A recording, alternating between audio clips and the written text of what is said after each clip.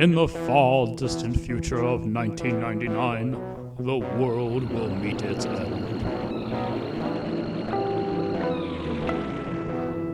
That is, unless these brave souls with the power of a time gate can undo the events that have caused this apocalypse to occur. So come join us on the couch as Zellia gets her first experience into the world of Chrono Trigger.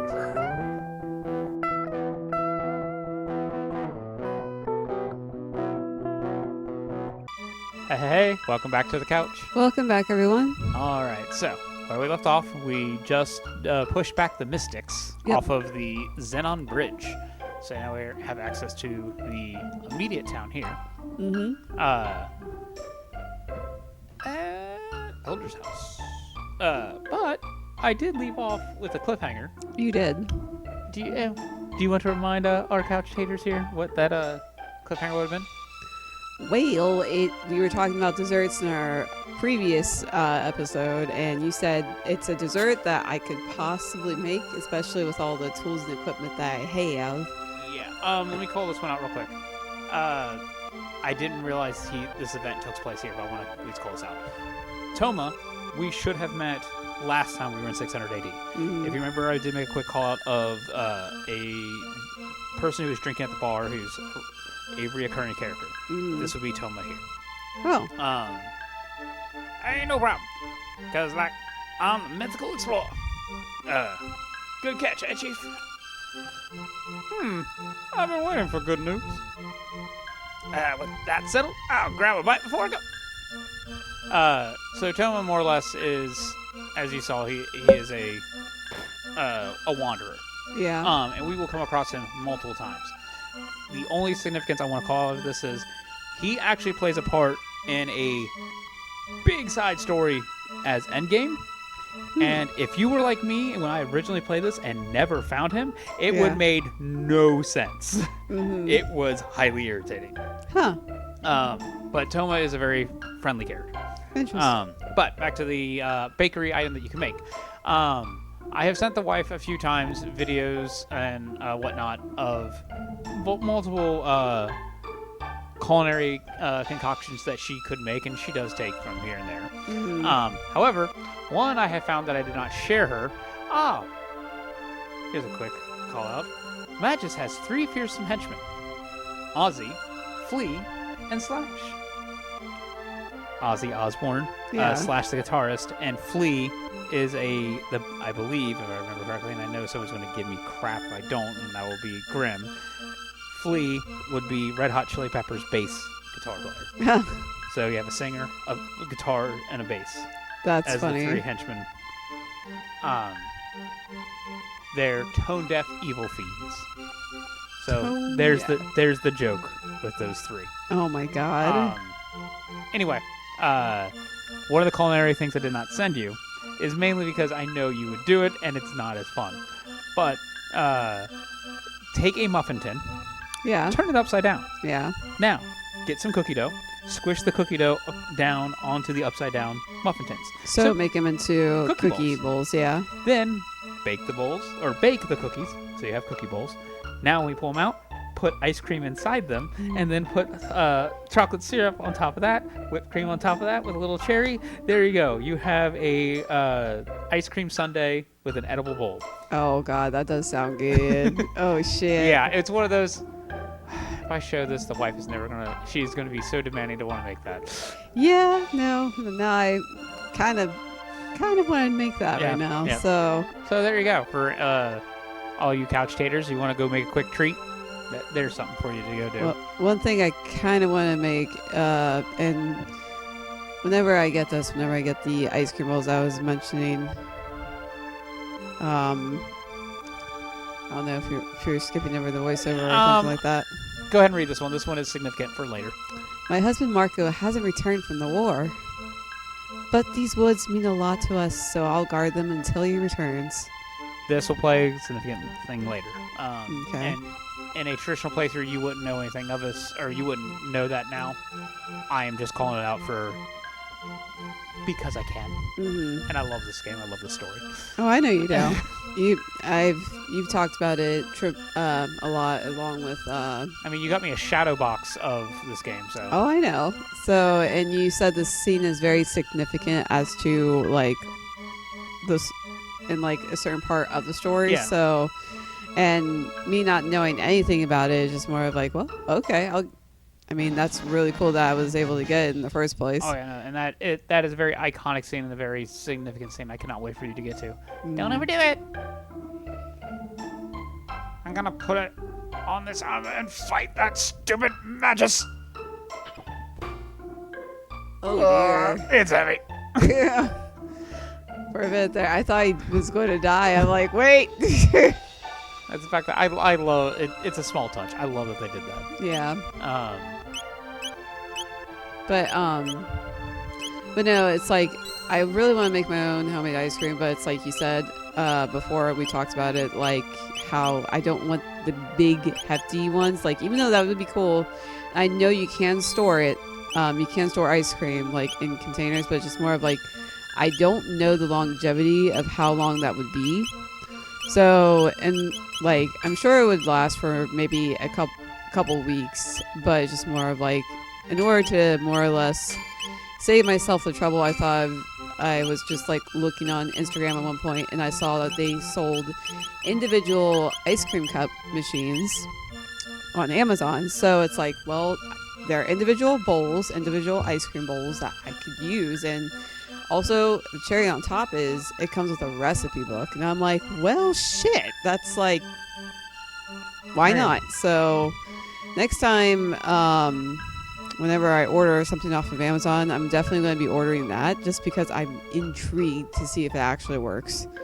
So one thing I really want to make for myself, and it's just sad that we didn't see this the other day when we were getting ice cream, is I wanted a cherry ice cream of some sort. I've just been in the mood for cherry, so cherry just sounds good. I think it does. I know it's not for everyone. I like cherry flavored things. I do not like cherries themselves.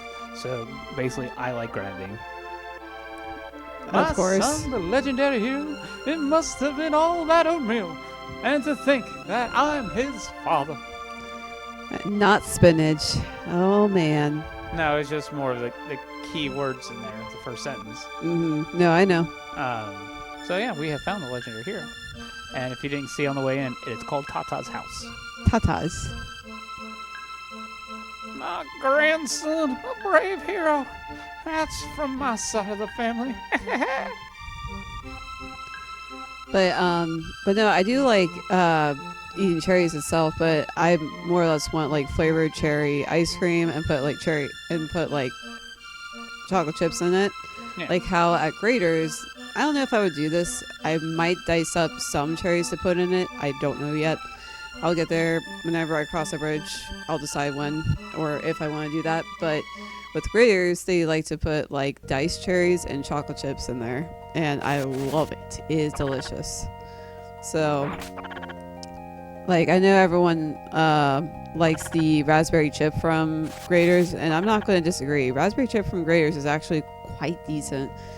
But I prefer the black cherry chip because it's just so good.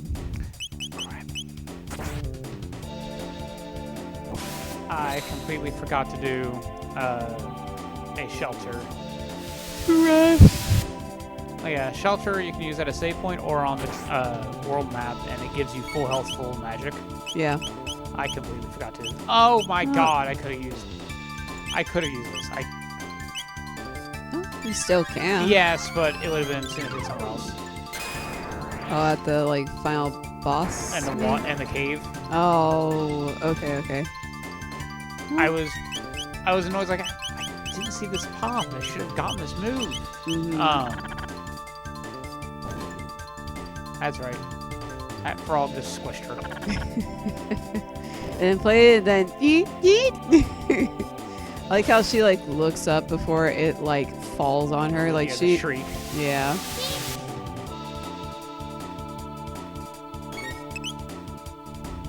But no, I'm excited to get these ice cream machines and see if they actually work very well.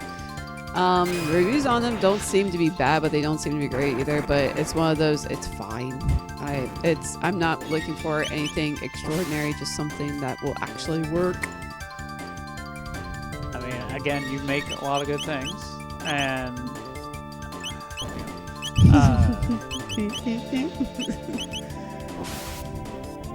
if you're looking forward to making it, then I'm looking forward to eating it. Oh yeah, I know. Just like you look forward to all the cookies I make you. Those are my cookies. They're for nobody else. God. All the cookies. You make me think of Jingle All the Way. That one scene where he's talking to his neighbor, and the neighbor is like saying, "Oh, I'm in your wife's kitchen, and she's taking a shower, but I'm also here to taste test her cookies." So, and yeah, no, it happens. I need to introduce you to that movie when it comes to like the season because it's funny as shit. But his neighbor's picking up the cookie and is about to eat it, and he's like, "Put that cookie down now!" I'm like, "Oh God, that's my husband." I think the worst is I don't know if I showed it to you because I don't think you have seen the movie to know the reference. Did you ever see the? Because I don't think you were big on Adam Sandler because you're not big on comedy movies. Did you ever see the movie 8 Crazy Nights? Nope, I have not. I will do my best to throw the image up on the screen. However, our buddy Jen Storms has shared to me a lovely picture where the characters from 8 Crazy Nights are dressed as Kingdom Hearts characters. Yeah. And the funny part was, I kind of questioned him on that, like, am I seeing that right? He's like, I knew you'd get this joke. It's like, oh my God, what is wrong with you? And then what I didn't realize was he doesn't actually have these pictures, or he doesn't actually have these items. They're from a meme. So I even questioned, like, why do you have so many stickers of this? That's very funny. Oh my God, he just stole his health. He ate them. Yeah. That's the premise. See, this is why snakes are evil. But no, Jingle All the Way, me and my brother, we used to watch that a lot during Christmas time.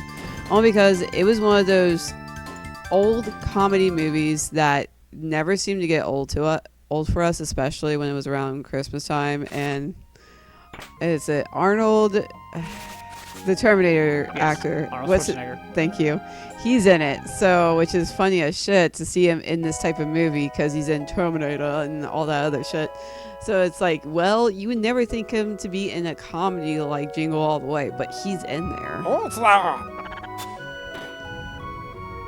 It's Mr. Ribbit. 'Tis the Chrono.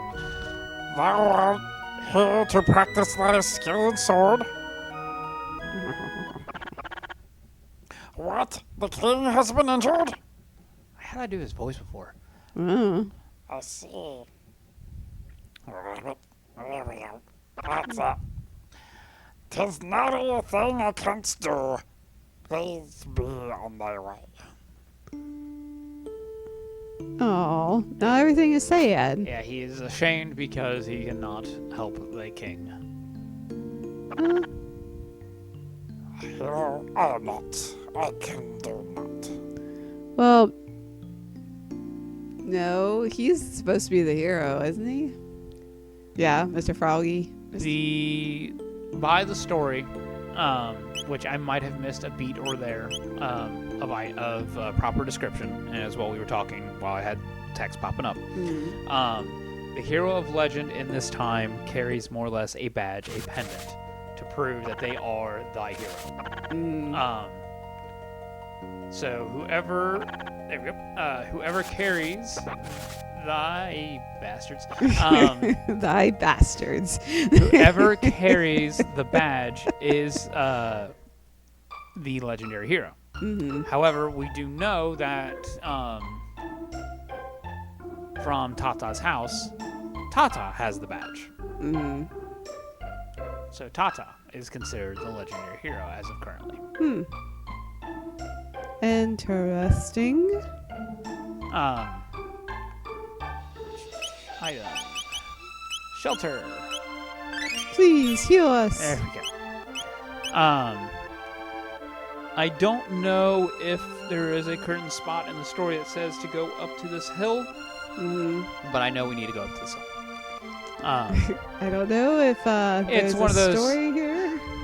Best way to say is when you play a game enough, You just know where to go. it's you know where to go. It's do you remember the cues to get there? I mean, best way to say is like CRM, where I've played so many times. I know the paths to make. I even know some shortcuts that can help you skip certain story beats.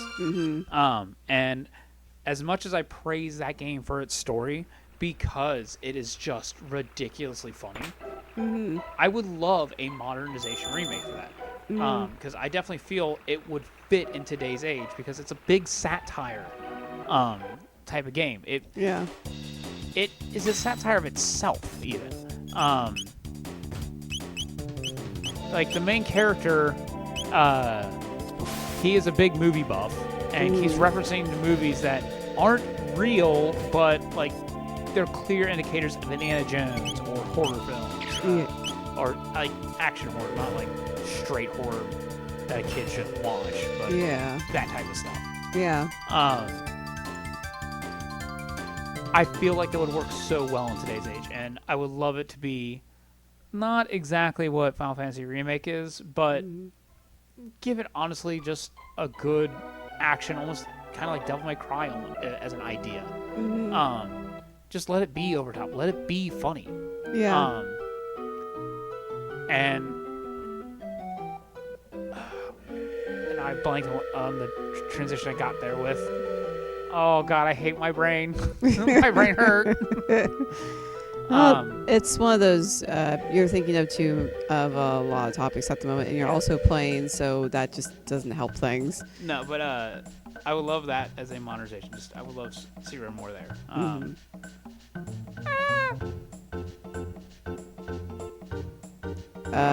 Kid? Can you guess who that kid was? Toto? Or Tata? Yeah. I don't know why I said Toto. I'm like, wait, Because no, the no, name is no. close enough. Yeah, they are very fucking similar. You're just switching out the A with an O. Yeah. Now I don't know. Okay, there he goes. This is a terrible place. You best run away while you can. It's just a kid.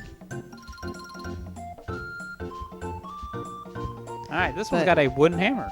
Can you guess what he's really weak to? Well, it would have to be fire. Correct. Guys, watch. This is funny. And then, yep, there he goes. That's funny that happened. But no, I don't know a lot about older games to know which ones to like more or less give the grace of they need remakes. I know the one remake or the one game that I am surprised that's by the look of it right now is Pac-Man. Oh yeah, Shadow of Labyrinth? Yes. Yeah, that one has no right to be a remake. I don't even know if you want to classify it as a remake. That's where it's like, well, do I want to classify it as a remake or not? It's kind of like a new... If anything, it's a retelling. Yeah. But by God, I don't know how you could get any type of lore that Shadow of Labyrinth is from the game of Pac-Man. It to me is just someone was playing Pac-Man, got acid tripped out the wazoo, and decided, oh, we gotta make this. Well, it's one of those like Pac-Man is always one of those like if because there used to be an arcade bar like near us. Pac-Man's the most classic arcade game. It's one of the most iconic arcade characters. Yeah, so it's like, well, it's one of those classic arcade games. I could just go to a bar and just zone out and just like more or less try to get a high score as many times as I want.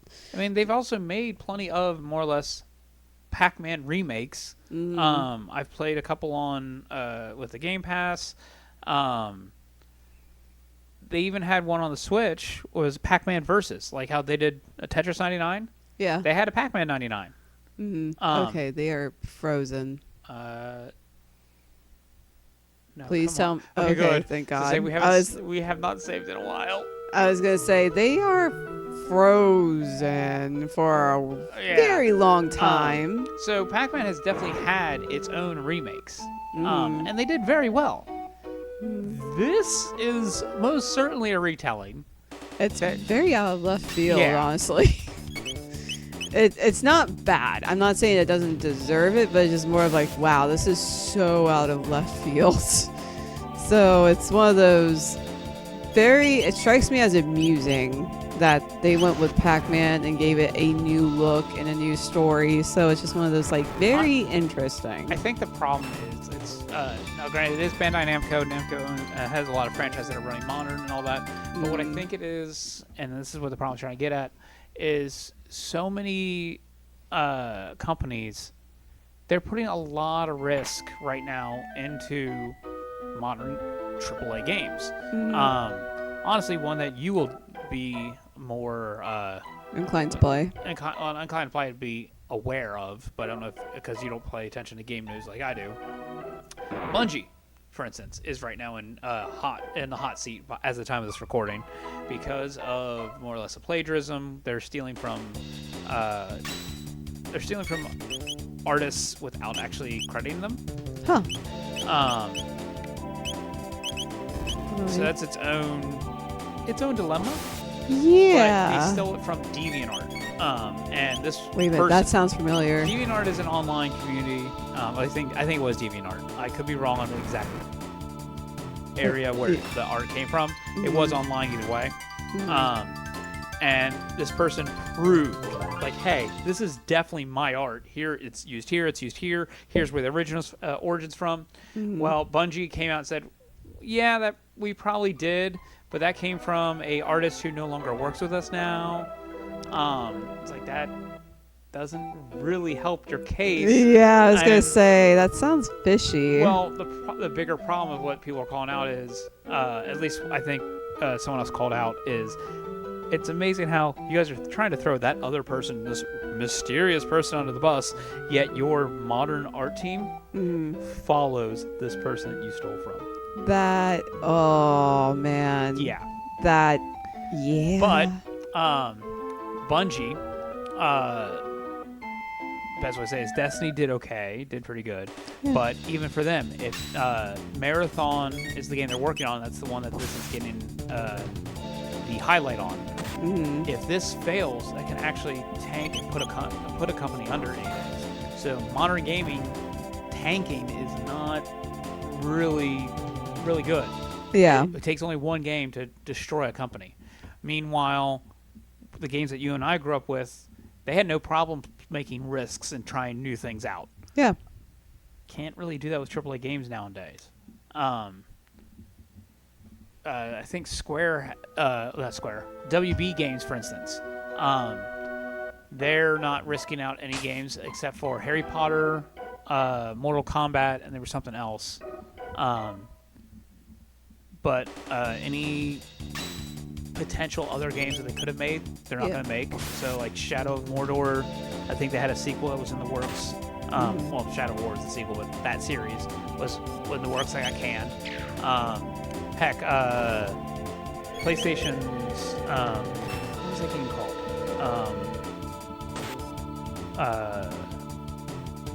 Oh my God, the game only came out for 2 weeks and was already pulled. Was it a fighting game or was it? It was like frickin'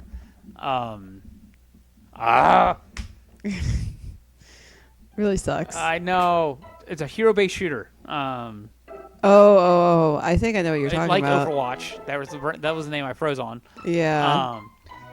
That series, again, caused nothing but risk. So they didn't. PlayStation actually had in line for like a lot of modern, basically online-only kind of games. Yeah. Or games and services. Of course they did.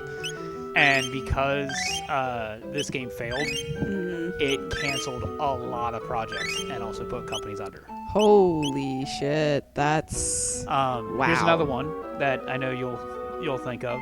A game that actually, to me, and I think to you, did very well, was a action-based musical game that was on Xbox Game Pass.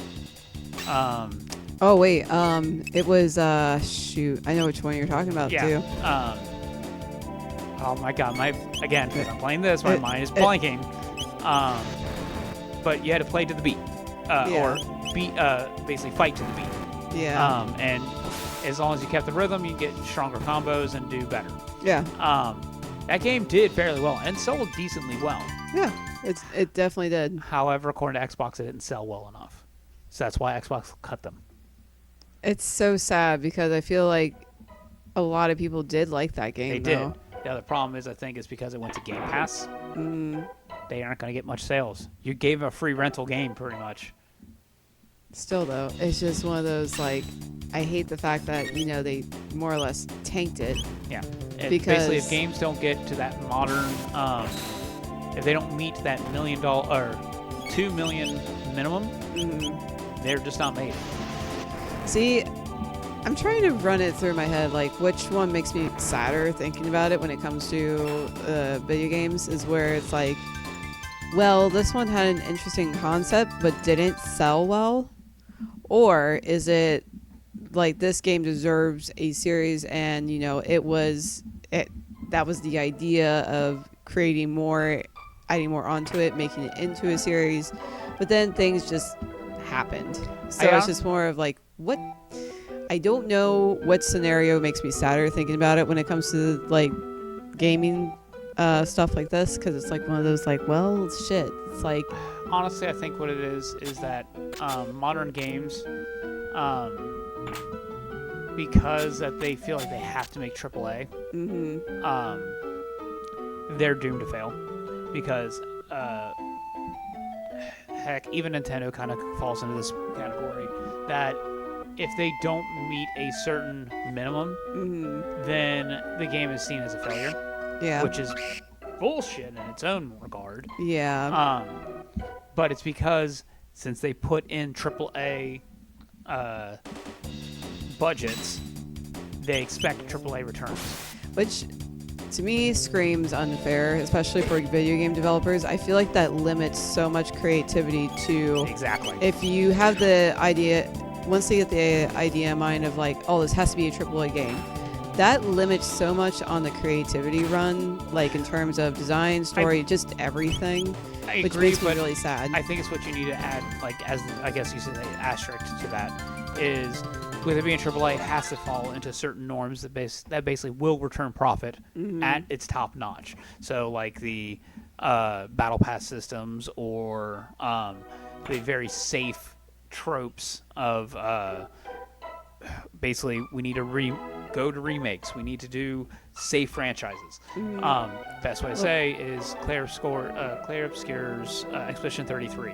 The developer there was part of Ubisoft. He left years ago. Yep. But he knew the games he was making were not the games he wanted to make. They weren't fun. They weren't the games he was interested in. Yeah. But the games he wanted to make, he knew were never going to get greenlit. And since they weren't going to get greenlit, he just more or less decided to make his own studio and work from there. And right there, that game, whether you like it or not, you cannot ignore that it is a passion project that has a lot of love put into it. Well, that's the thing. It's like, I'm not saying don't. So I'm also going to add this to it because it's one of those. I'm not saying don't make a great game, and well, no, try not to give it all you have in terms of your creativity. Put your heart, your soul, and mind into it, but also don't limit it to a degree of, well, this is what you have to meet this trope. You have to meet this trope. Yeah. So don't limit that creativity to that standard. That doesn't just go to gaming. That actually goes to almost anything of art creation. Oh yeah. Make whatever you are passionate about, but as well, honestly, this kind of goes with my own regard. Don't be afraid to fail. Yeah. So, for instance, I have written 2 books, and I want to write a third. And I want to do more with that series, but I know currently I don't have the skills to create what I want to create with that. So I'm making other things to basically that can fail, that I can learn off of. So like, it's that. Know what you want to make, and if you know you're not up to the caliber you want it to be at, cool. Save that as your back burner, save that as your passion, but do other things to get up to that level and not just let it backseat. Yeah. No, it's like, do whatever makes you feel comfortable, but also don't limit yourself to like standards of like, I don't want to say, I'm trying to debate if standards of society is the right phrasing, but I don't know. It is. It's, you are, I think what you're trying to call is don't put up to this, don't feel like you need to fit up to what the standard of expectation is. No. Yeah, the only expectation is your own. Yeah. And as well, know that sometimes your own expectations can be higher than what you can achieve. Mm-hmm. Well, but it's like, more of what you can achieve at that moment. You can always achieve more. You can always learn and grow more. Yeah. You just might not be there yet, but you can get there in time. Yeah. Well, it's like, also going back to like, because we watched a video of the creators talking about Expedition 33. It took them 6 years to make. Yeah. Because the first 2 years is what they had to learn how to operate the Unreal Engine. So it's like... Yeah, they were learning their systems. They were learning their capabilities. Yeah, so it's like, going back to them, it's like, yes, it did take them a while to get there. It took them 6 years, which I honestly don't know what the average is for creating average game development. Best way to say is, like for instance, this game, back in the day, 2 years was pretty high. Yeah. And as games have gone on, average development anymore takes about 4 to 5 years. Yeah, so it's a little over the average. However, it's one of those that shouldn't put a damper onto like creating what you want. Well, it's just the best way to say is, and this is the other thing I was trying to get to, is the AAA market. I feel like is going to crash, and it is going to be mainly indie developed. I can see that, honestly. So because indie developers have become very common. Well, they become common, and they become a lot better. Oh yeah. There are so, like, even hell, Expedition 33 could almost be considered indie. I don't know if it is, but it could be considered. I mean, that team itself is only 33 people. Yeah. Which is funny, Expedition 33 and I think 33 that's members. honestly the clever nod to each other. And I don't know if anyone else had the same problem I did, but apparently Claire Obscure is not a person's name. It's actually a reference that I would recommend you look up if you've played the game and got pretty far.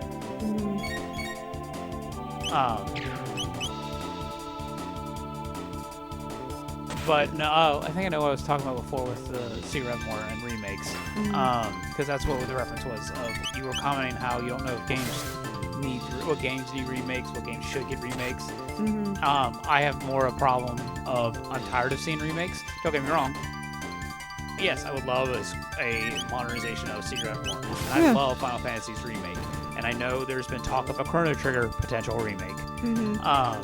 But that feels like a safe card, honestly. It is a safe. Best way to say it is a safe gamble to do, kind of like what Final Fantasy VII was. And that's where I'm annoyed, is that games are, we have to do the safe thing. We have to do, we cannot take this risk. Risk is not always that bad. Sometimes you need a risk to know what you can do. Yeah. Well, I feel like the same thing could almost be said for movie development. It seems like some people... Right. Yeah, because it feels like mostly like not wanting to point fingers, but mostly when it comes to Disney, it seems like they have been wanting to do a lot more on the remake side as opposed to making something new, something different. They are playing it safe to the chest. Yeah. And how do I want to word it? Yes, Disney's been doing a lot of remakes of their classics from cartoon to live. And it would not surprise me if down the line they literally flip that script, that they go back to making a animation of said thing. So, like, for instance, I won't use this one, Aladdin, great movie. Then they did the remake, which I know it was a hit or miss for some people. I liked it as a different take on it. Granted, Robin Williams can never be replaced; he was too good. But it's like, it's not horrid, it's not great, but at least it's a modernization. Yeah. I would not be surprised if down the line they decide to go completely animation and do another remake of Aladdin again. Mm-hmm. Mountains are nice. Oh, look at it. He's here. This is life. Mountains are nice. Man, you're nosy. Here it is. That's why I was bugging him, because I know that'll happen. That's funny. But no, a lot of movie industries are doing the same thing as gaming. They're Playing it safe. playing it safe, not wanting to take too much risk. Yeah.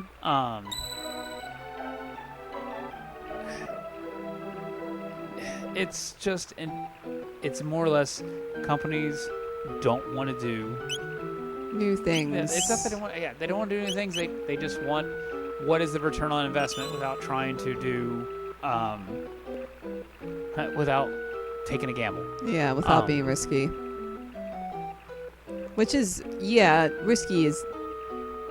being risky is not always the greatest, but it's like, that's the point. It's like, if you want to bring something new to the table, you're going to have to be risky. Honestly, it's one of those, like, that's the same thing comes to me with my books. It's one of those authors may write something completely different that I may not like. So it's one of those, like, I think books are probably the only medium that right now has not been tainted with the repeat offender of don't take risks. No, it's not, because I've been seeing a lot of talented authors like come out with different things. Like, even I have like a couple of favorites that have, like, their stories are never the same. They're always different. It's like, if, for example, fantasy, it's like I have about 2 or 3 authors that I love how they do fantasy. Like, Brandon Sanderson, I know, is pretty high up there, but like with his with his book 4 in the Ways of the King, he brought up like some different stuff that I never thought would be brought into like a fantasy book. It's more of like, he brought to the table of mental health for like soldiers, like, or how they deal with stuff after war and stuff of that nature. Yeah. Things that I never like really looked too deep into, but he brought it more into book 4, and I was like, holy shit, this is interesting. Or it's another one is Carrie Lake. She's not so much fantasy, she's like a dark academia, but each book is different. So it's one of those, not a whole lot of authors are afraid to go risky. Some of them will like steal like a certain trope, but it's not very often. So yeah.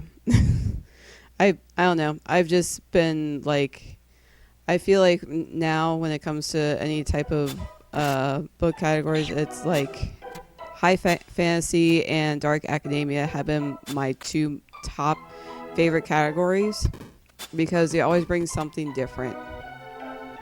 I got tired of that bird hitting me, so I want to hit him No, back. I was going to say, are you going to let him up? You can just pass him up on the fight, but it's like, I am so sick of you.